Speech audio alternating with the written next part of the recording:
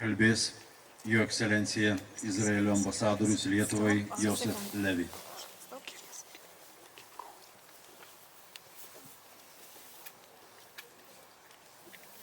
Keep going. Okay. Honorable Speaker of the Seimas, Minister, Deputy Ministers, Mr. Domenas, Ambassadors, diplomats, dear Faina, dear members of the Parliament, Mr. Zingeris, friends of the Jewish community, dear Mr. Achinskas,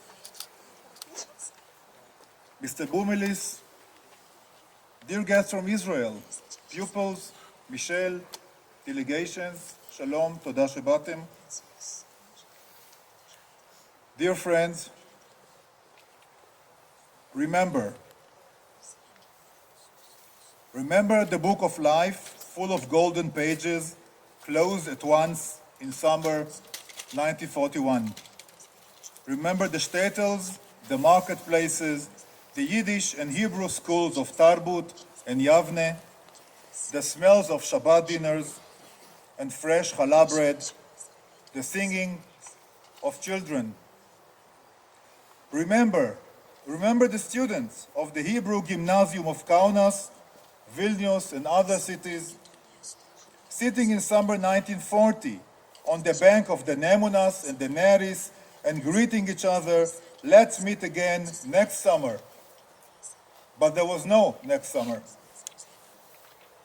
Remember the endless rows of people, mothers, children, fathers, babies, walking to Panarei, here, beaten, feared, tortured, waiting to be shot by the Nazi Germans, but also by the local collaborators, here between those trees, to be thrown, sometimes alive, into deep holes, into human graves. Remember the dead. The dead are talking to us all the time, wrote Gregory Kanovich. They ask us, Jews, Lithuanians, human beings, to listen to their story.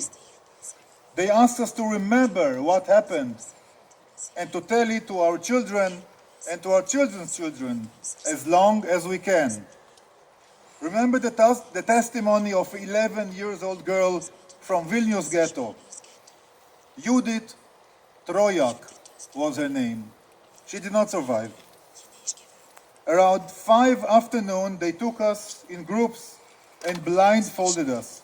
We stood on the edge of a huge hole. A Lithuanian man commanded us to kneel.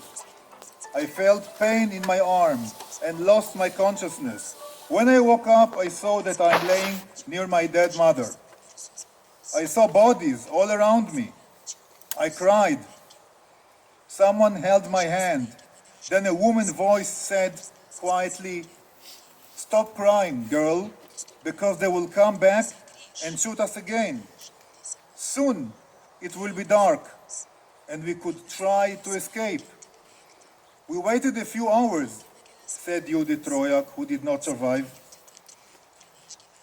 When it became dark and the screamings stopped, we started to crawl out from the mass grave into the field. We went through a wire that was around the pit. I was bleeding. We heard that the policemen were searching for escaping Jews and shooting them. 2 days we were laying on the ground until we saw a peasant who was cutting trees. He got scared when he saw us. Naked, bleeding, human beings. But the woman begged him to save our lives. He took us to his home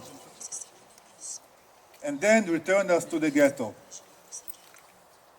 Remember Peshka Segal, 15-year-old girl from a small village, who refused to be shot naked. She insisted to die in dignity, with her underwear on. Remember, she was beaten to death with sticks, and her body was thrown into the pit. Remember thousands of Peshka Segals whose names we do not even know.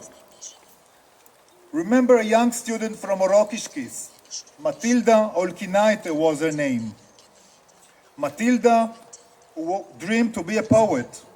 Remember the beautiful lines she wrote in her secret notebook, given to her by her Lithuanian boyfriend.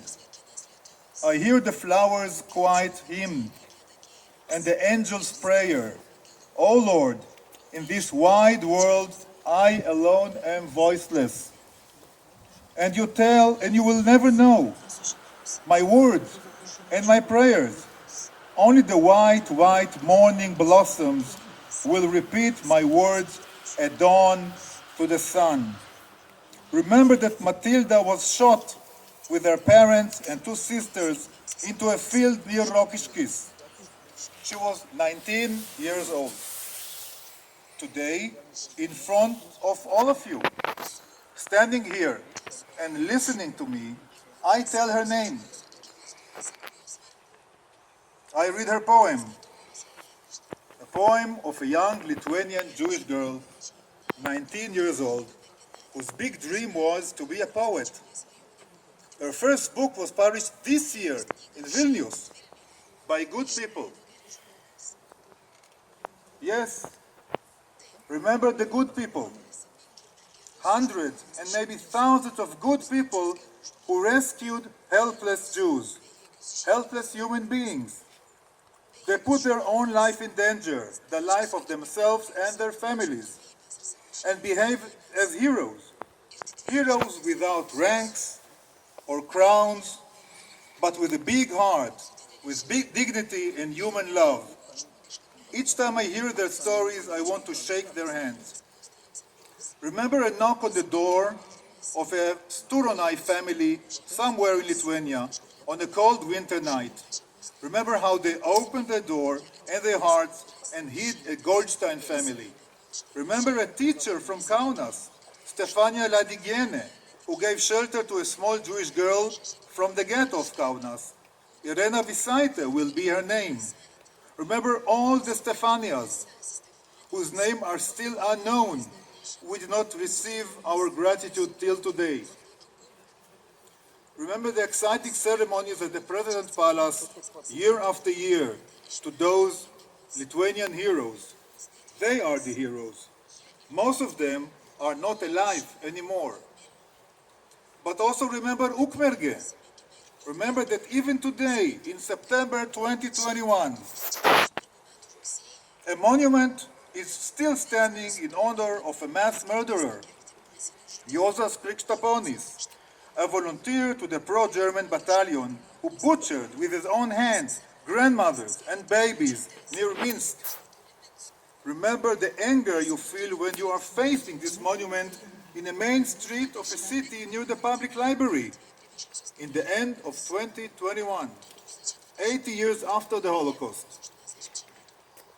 As if it is a shameful monument standing in an ex-territory of morality and justice. Remember yourself, year after year, leaving this place of horrors and going back to your car, returning to your own office and your own family. Remember yourself watching your children, your beloved ones, and saying in your heart, thank God we were born in a different time. Our prayers are their only tombstone. Thank you.